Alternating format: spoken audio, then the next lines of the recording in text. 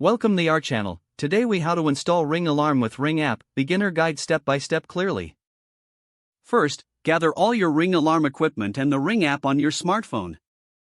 Begin by downloading the Ring app from the App Store or Google Play Store. Open the Ring app and create an account or log in if you already have one.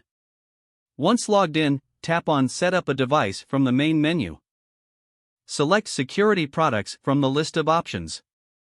Choose Ring Alarm to start the setup process.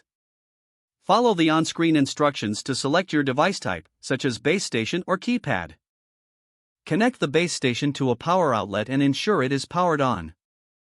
When the base station is powered, press the orange setup button on the back to initiate setup mode.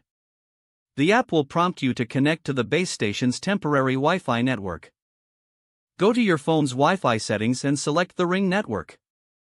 Return to the Ring app and follow the instructions to enter your Wi-Fi credentials. Once connected, the app will verify your network settings. Next, add your keypad by pressing the orange button on the back and pairing it through the app. Continue by adding any sensors, such as door or window sensors, following the prompts in the app. Attach the sensors to the appropriate locations using adhesive strips or screws. After all devices are added, you can create customized names for each sensor. Set your security preferences within the app to configure alerts and notifications. Test each sensor and device to ensure they are functioning correctly. Complete the setup by activating your Ring Alarm system through the app. Review the final settings and adjust them if necessary. Congratulations, your Ring Alarm system is now ready to use. If the page does not load, refresh the browser or try again in a private or incognito window. Make sure you are using the correct email address, then retype it carefully to avoid small typos.